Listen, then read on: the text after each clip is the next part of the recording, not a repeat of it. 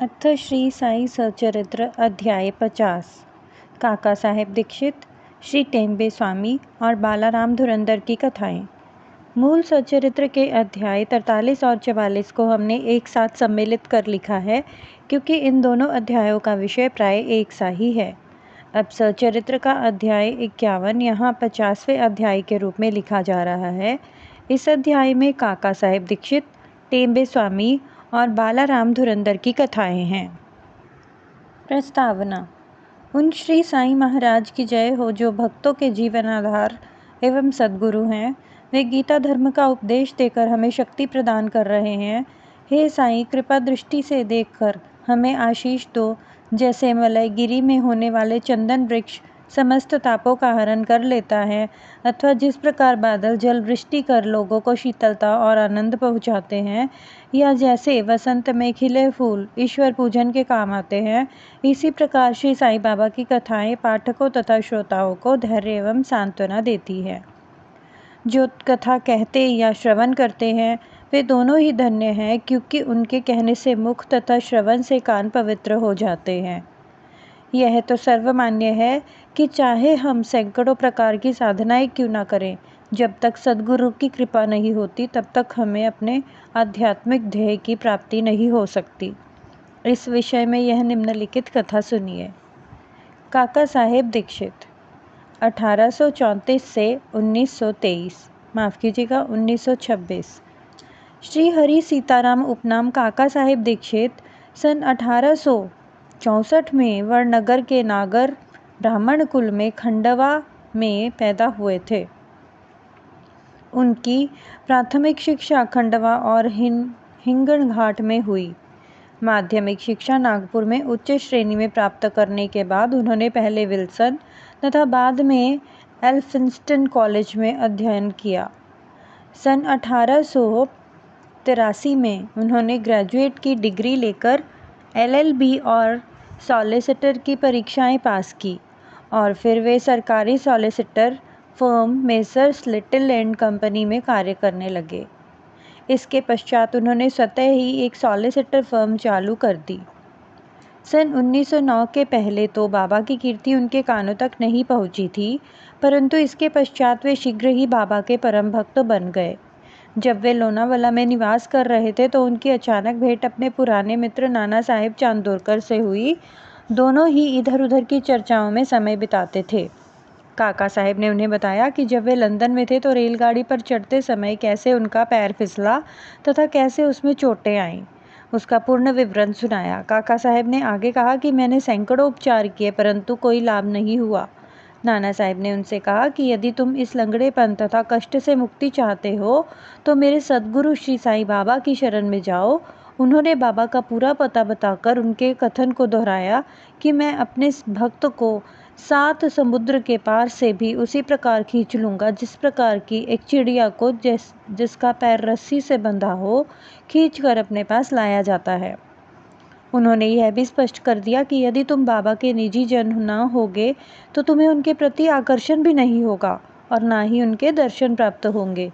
काका साहेब को ये बातें सुनकर बड़ी प्रसन्नता हुई और उन्होंने कहा कि वे शिरडी जाकर बाबा से प्रार्थना करेंगे कि शारीरिक लंगड़ेपन के बदले उनके चंचल मन को अपंग बनाकर परमानंद की प्राप्ति करा दें। कुछ दिनों के पश्चात ही बम्बई विधानसभा के चुनावों में मत प्राप्त करने के संबंध में काका साहेब दीक्षित अहमदनगर गए और सरदार काका साहेब मिरिकर के यहाँ ठहरे। श्री बाला साहेब मिरिकर, जो कि कोपर गांव के मामलतदार तथा काका साहेब मिरिकर के सुपुत्र थे, वे भी इसी समय अश्व प्रदर्शनी देखने के हेतु अहमदनगर पधारे थे। चुनाव का कार्य समाप्त होने के पश्चात काका साहेब दीक्षित शिरडी जाना चाहते थे। यहाँ पिता और पुत्र दोनों ही घर में विचार कर रहे थे कि काका साहेब के साथ भेजने के लिए कौन सा व्यक्ति उपयुक्त होगा, और दूसरी ओर बाबा अलग ही ढंग से उन्हें अपने पास बुलाने का प्रबंध कर रहे थे। श्यामा के पास एक तार आया कि उनकी सास की हालत अधिक शोचनीय है और उन्हें देखने को वे शीघ्र ही अहमदनगर को आए। बाबा से अनुमति प्राप्त कर श्यामा ने वहां जाकर अपनी सास को देखा, जिनकी स्थिति में अब पर्याप्त सुधार हो चुका था। प्रदर्शनी को जाते समय नाना साहेब पानसे तथा अप्पा साहेब गद्रे की दृष्टि अचानक श्यामा पर पड़ी उन्होंने श्यामा से मिरिकर के घर जाकर काका साहेब दीक्षित से भेंट करने तथा उन्हें अपने साथ शिरडी ले जाने को कहा। उन्होंने श्यामा के आगमन की सूचना काका साहेब दीक्षित और मिरिकर को भी दे दी। संध्या समय श्यामा मिरिकर के घर आए। मिरिकर ने श्यामा का काका साहेब दीक्षित से परिचय करा दिया और फिर ऐसा निश्चित हुआ कि काका साहेब दीक्षित उनके साथ रात 10 बजे वाली गाड़ी से कोपर गांव को रवाना हो जाएं। इस निश्चय के बाद ही एक विचित्र घटना घटी। बाला साहेब मिरिकर ने बाबा के एक बड़े चित्र पर से पर्दा हटाकर काका साहेब दीक्षित को उनके दर्शन कराए तो उन्हें यह देखकर आश्चर्य हुआ कि जिनके दर्शनार्थ मैं शिरडी जाने वाला हूँ वे ही इस चित्र के रूप में मेरे स्वागत हेतु यहाँ विराजमान हैं। तब अत्यंत द्रवित होकर वे बाबा की वंदना करने लगे।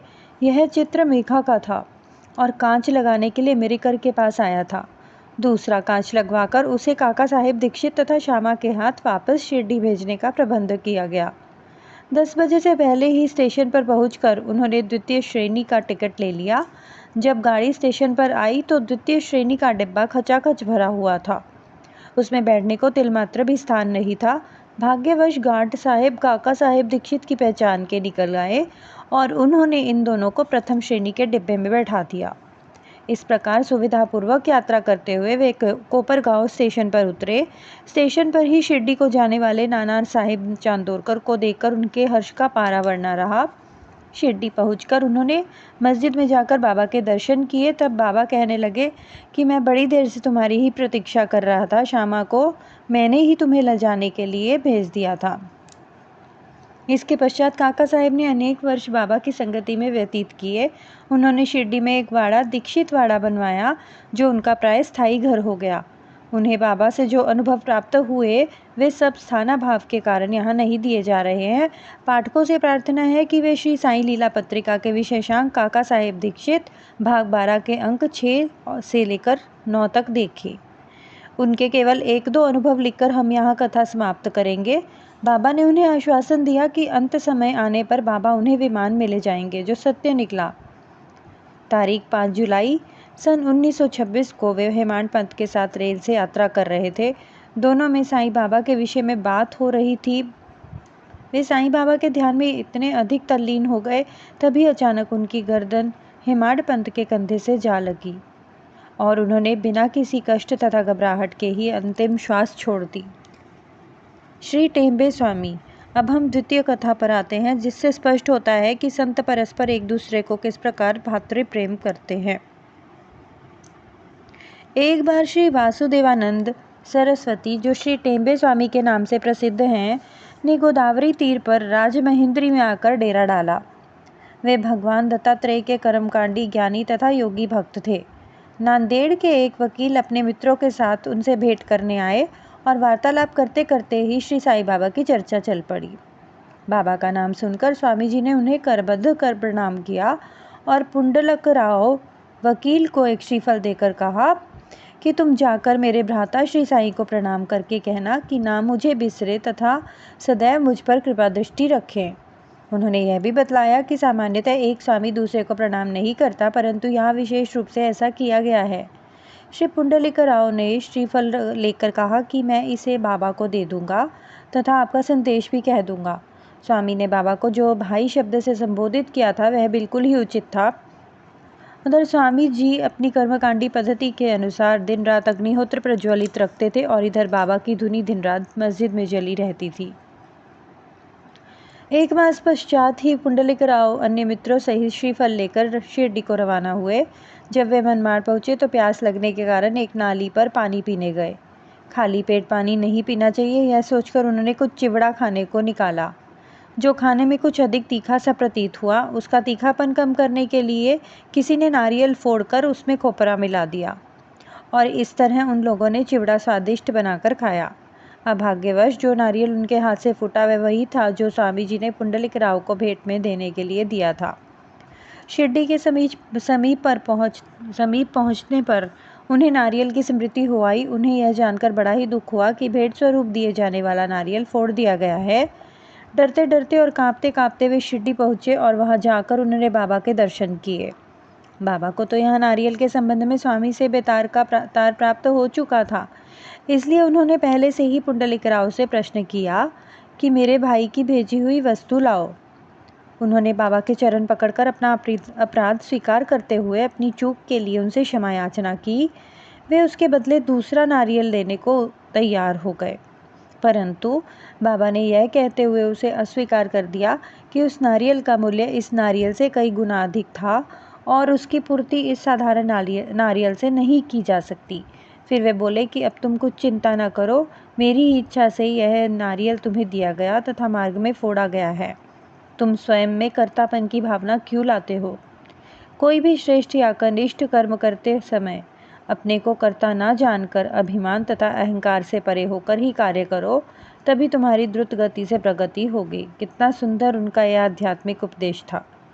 प्रकृतेः क्रियमाणानि गुणैः कर्माणि सर्वशः अहंकार विमूढ़ात्मा कर्ताहमिति मन्यते। गीता 3:27वां अध्याय। तस्माद् सक्तः सततं कार्यं कर्म समाचरः असक्तो ह्याचरन् कर्म परमाप्नोति पुरुषः। श्री बालाराम धुरंधर 1878 से 1925। सांता क्रूज बम्बई के श्री बालाराम धुरंधर प्रभु जाति के एक सज्जन थे। वे बम्बई के उच्च न्यायालय में एडवोकेट थे तथा किसी समय शासकीय विधि विद्यालय गवर्नमेंट लॉ स्कूल बम्बई के प्राचार्य थे। उनका संपूर्ण कुटुंब सात्विक तथा धार्मिक था। श्री बालाराम ने अपनी जाति की योग्य सेवा की और इस संबंध में एक पुस्तक भी प्रकाशित कराई। इसके पश्चात उनका ध्यान आध्यात्मिक और धार्मिक विषयों पर गया। उन्होंने ध्यानपूर्वक गीता, उसकी टीका, ज्ञानेश्वरी तथा अन्य दार्शनिक ग्रंथों का अध्ययन किया। वे पंढरपुर के भगवान विठोबा के परम भक्त थे। सन 1912 में उन्हें भी श्री साईं बाबा के दर्शनों का लाभ हुआ। 6 मास पूर्व उनके भाई बाबुल जी और वामन राव ने शिरडी आकर बाबा के दर्शन किए और उन्होंने घर लौटकर अपने मधुर अनुभव भी श्री बालाराम व परिवार के अन्य लोगों को सुनाए। तब सब लोगों ने शिरडी जाकर बाबा के दर्शन करने का निश्चय किया। यहाँ शिरडी में उनके पहुँचने की पूर्व ही बाबा ने स्पष्ट शब्दों में कह दिया कि आज मेरे बहुत से दरबारीगण आ रहे हैं। अन्य लोगों द्वारा बाबा के उपरोक्त वचन सुनकर धुरंधर परिवार को महान आश्चर्य हुआ। उन्होंने अपनी यात्रा के संबंध में किसी को भी इसकी पहले सूचना नहीं दी थी। सभी ने आकर उन्हें प्रणाम किया और बैठकर वार्तालाप करने लगे। बाबा ने अन्य लोगों को बतलाया कि ये मेरे दरबारीगण हैं, जिनके संबंध में मैंने तुमसे पहले कहा था। फिर धुरंधर भ्राताओं से बोले कि मेरा और तुम्हारा परिचय 60 जन्म पुराना है। सभी नम्र और सभ्य थे, इसलिए वे सब हाथ जोड़े हुए बैठे बैठे बाबा को निहारते रहे। उनमें सब प्रकार के सात्विक भाव जैसे अश्रुपात, रोमांच तथा कंठावरोध आदि जागृत होने लगे और सबको बड़ी प्रसन्नता हुई। इसके पश्चात वे सब अपने निवास स्थान पर भोजन को गए और भोजन तथा थोड़ा विश्राम लेकर पुनः मस्जिद में आकर बाबा के पांव दबाने लगे। इस समय बाबा चिलम पी रहे थे। उन्होंने बालाराम को भी चिलम देकर एक फूंक लगाने का आग्रह किया। यद्यपि अभी तक उन्होंने कभी धूम्रपान नहीं किया था, फिर भी चिलम हाथ में लेकर बड़ी कठिनाई से उन्होंने एक फूंक लगाई और आदरपूर्वक बाबा को लौटा दी। बालाराम के लिए तो यह अनमोल घड़ी थी।